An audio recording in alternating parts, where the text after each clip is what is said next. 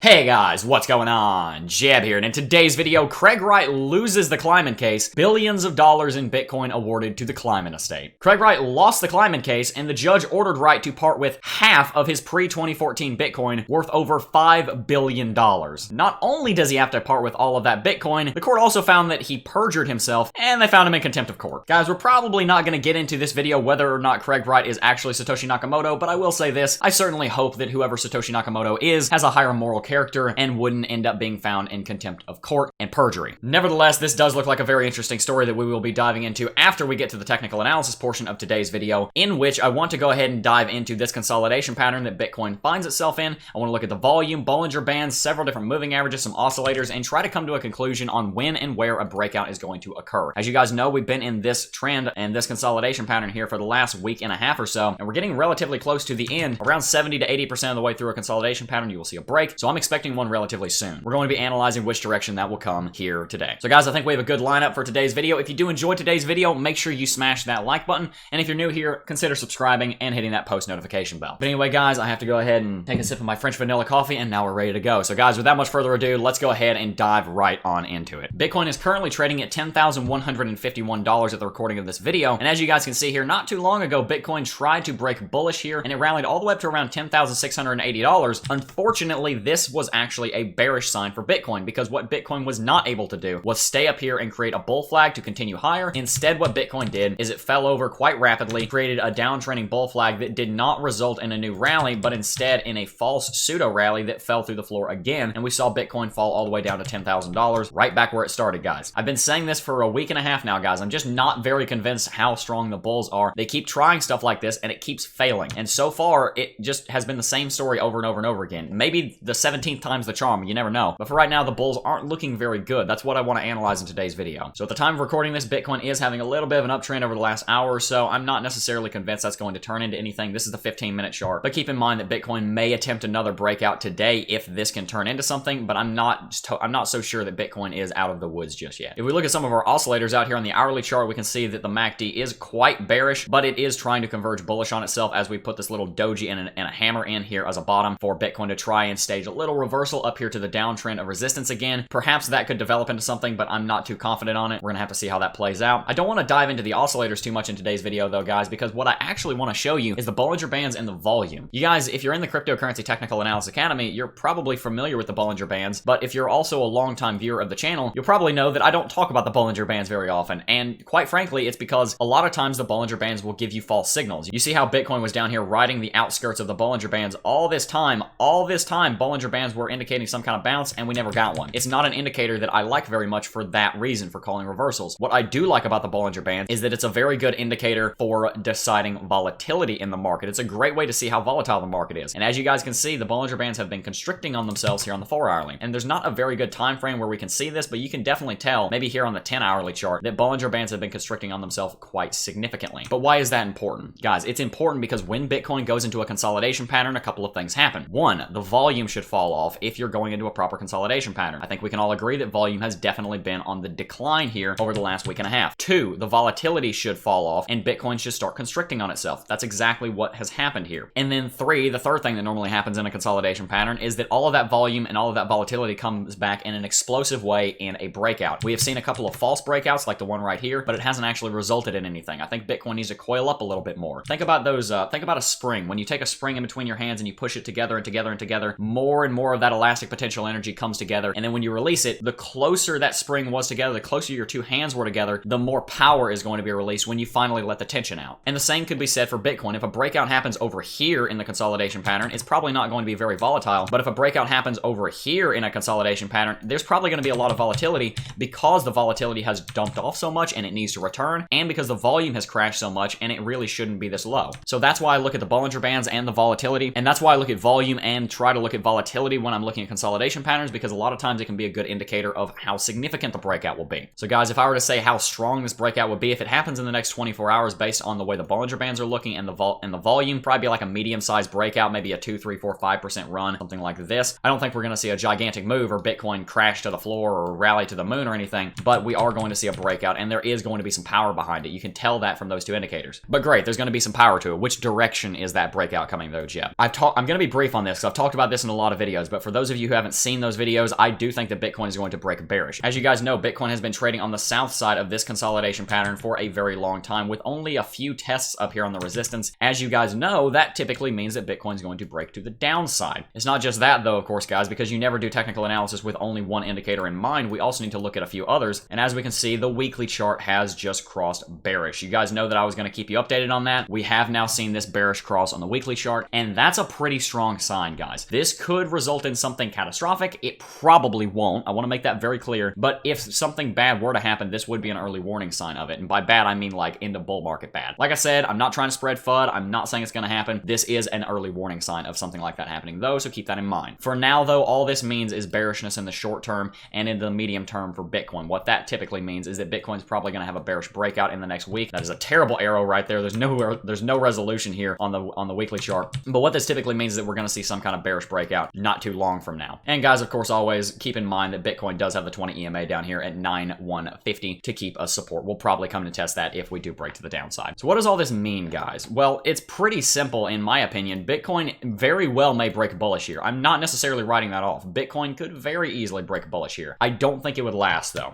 Based on that weekly cross on the MACD, that's an important one. That's a very powerful one. Based on market sentiment, which if we were to look at the fear and greed index is quite fearful right now. If we were to look at several different oscillators, Bollinger Band, if we compile everything together, it feels like Bitcoin is going to have a bearish breakout. Now, I do feel that the Bitcoin fundamentals and technicals on the longer term, as far as the next 6 months or a year, I think that outlook looks ridiculously bullish. I'm simply saying the next week or two, next 3 weeks, as soon as this breakout happens, the week or two following that breakout is probably going to be relatively bearish. We'll see a capitulation candle, and then we'll see Bitcoin bounce and start a new rally from there. That's at least my perspective on it. Tell me in the comment section down below what yours is. But anyway, guys, with that out of the way, let's go ahead and dive onto the juiciest news story that we have seen all year, because Craig Wright has just lost $5 billion. I would be, oh my goodness, guys, tell me in the comment section down below what your reaction would be if you just lost half of your money, and that half of your money was worth $5 billion.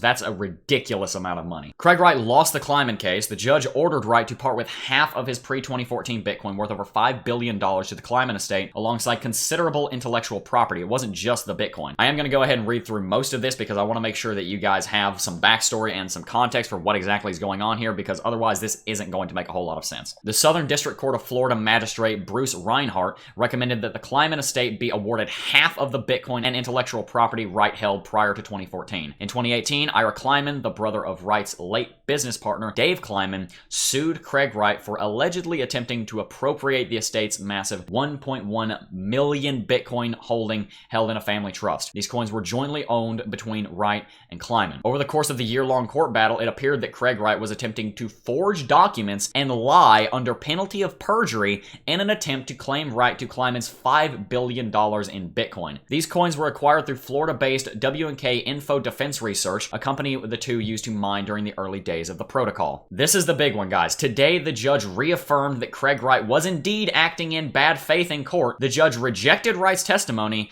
found that he perjured himself, found him in contempt of court, and found that he falsified documents according to official court documents. That said, the judge did not determine whether Wright was Bitcoin's creator, Satoshi Nakamoto, though his behavior in court certainly calls into question his claims to the title, which is exactly my opinion on it as well. Meanwhile, shortly after the ruling, Craig Wright's partner Calvin Ayre insinuated that Bitcoin SV won't be impacted by the ruling, and I very much doubt that, guys. As we can see, Bitcoin SV has had a little bit of a pump in the last couple of hours, but Bitcoin SV has definitely had a big fall over the last 12 to 24 hours or so as this news story has broken, and I'm sure there's going to be more ramifications to come. And the article throws some thinly veiled shade, saying on Bitfinex, Bitcoin SV is down roughly 4% in terms of Bitcoin since the news broke. However, given the lack of liquidity and high concentration of BSV ownership among entities related to the Wright Group, the real impact of the event may not have been accurately reflected in market activity. That's a really funny paragraph. Anyway, that's what I wanted to cover in this story, so let's go ahead and break this down. Essentially, Craig Wright was a business partner with a fellow named Dave Kleiman, and Dave Kleiman had a family trust with 1.1 million Bitcoin in it, worth literally about $12 billion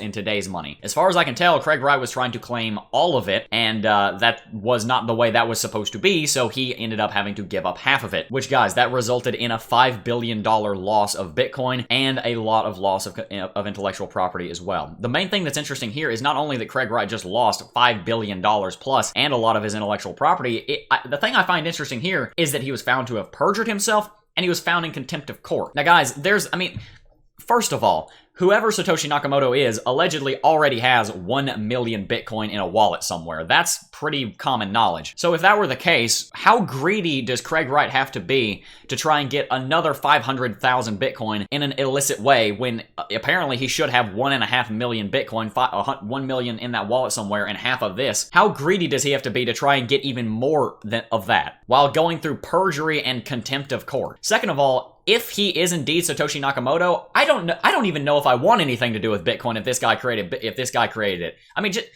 think about that. What if he actually is the creator of Bitcoin? What if he actually is Satoshi Nakamoto? I don't believe for a second that he is, but what if he is the creator of crypto? I mean, just imagine if he got vindicated and proven to be the creator of Bitcoin. You know what that would do to Bitcoin? It would probably crash Bitcoin so fast because people would be like, oh, the person who created this is a jerk. Now, that being said, Bitcoin is far beyond the scope of whatever Satoshi Nakamoto or Craig Wright has done. It's a great project. I'm not in any way insinuating that Bitcoin has any of the same qualities that, unfortunately, Craig Wright does. I'm not saying that. But I am saying if Craig Wright did in the future somehow prove that he was the creator of Bitcoin, it probably would not be a good look for Bitcoin. And I certainly hope that more people don't start believing that he is indeed the creator. This is just disgusting, guys. You guys know that that Craig Wright has tried to sue people on Twitter before. There's a lot of things that he's done to try and protect his false title to the throne of Bitcoin creator. There's a lot of things that he's done. You can go and research into it. I'm not a fan of him. I'm going to be very open about that. And being held in contempt of court and perjury is, frankly, I'm surprised if he was held in contempt of court and that he was found to have perjured himself. I'm surprised he's not getting a criminal charge from that, to be quite honest, but he still might. This is breaking news. Anyway, guys, I did want to go ahead and cover that because it's a very interesting story. Interesting what Craig Wright is willing to do for money. I'm not trying to paint a hit piece on him, but I mean, covering the news story honestly is going to kind of do that when you're a jerk. I'm just saying. If you guys want more information on that, go read into him some more. That is going to do it for this video, though. Guys, before we wrap today's video up, though, I do want to mention that the Cryptocurrency Technical Analysis Academy is still on sale with the August 2019 coupon code. There are currently 33 videos in the course, and as soon as this video is done being recorded, there's going to be 34 because we actually have a new video coming to the course. It's going to be right here at the beginning of Technical Indicators. It's going to be called How to Spot a Winning Indicator. Already recorded, already edited, perfectly ready to go live. That will be going up today. There are also 2 more videos that should be going up today. I'm pretty sure they're edited. Support and resistance and how to read candlestick charts. Both of those videos have been revamped, and I believe if I have time today, I'm going to be remaking another one. It might be moving averages, MACD, or something. I'm going to go ahead and continue revamping the course over the next month and a half to 2 months, and we're also going to be adding new videos as it goes. I actually have a list of other videos I want to add on my whiteboard over here. I'll go ahead and read them out to you. A video on leverage trading, a video on how to use Kraken, a video on shorting and longing, a video on how to use wallets, and a video on the VPVR. Those are 5 new videos I want to add, and a couple more that I haven't written down. So guys, if you want to learn how to trade cryptocurrency markets, you want to learn how to work and profit in these markets, that's a great idea. But you need to learn how to actually read and analyze these markets, because if you don't know how to do that, then all of your efforts are going to be in vain. The Cryptocurrency Technical Analysis Academy is a great place to do that. This sale is only running for another day. It's going to end tomorrow at midnight. So if you guys are interested, join today. And if you don't like the product, you can get a refund within 14 days if you start watching less than 30% of course material. You can use that as a trial run. You can jump around, watch the videos that interest you, see if this is your kind of thing. If it's not, shoot me an email, you'll get all your money back, no questions asked. But if you do enjoy it, I believe that this will be one of the best investments that you have made in a long time. I'm not saying that from me, I'm saying that from our students. They are always saying good things about the course. If you don't believe me, join the Discord server down below and ask a couple of them what they think of CT2A. I have a good feeling about what they're going to say because I see them talking about it all the time. And guys, also remember, if you join the Academy today, you get access to all current and all future content for one price. There's no subscription period. You never have to pay another dime. You get access to all of it now and forever for one price. That's amazing. There's not a whole lot of courses in the cryptocurrency space that do that. You're going to get access to everything that's here now and the entire revamp as it's being built. And guys, keep in mind, sometime in the month of September, the course price is going to be rising from $199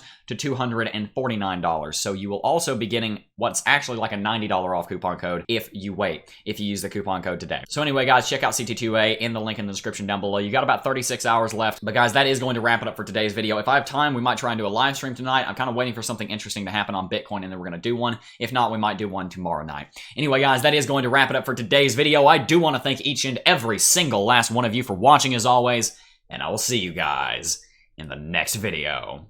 Peace.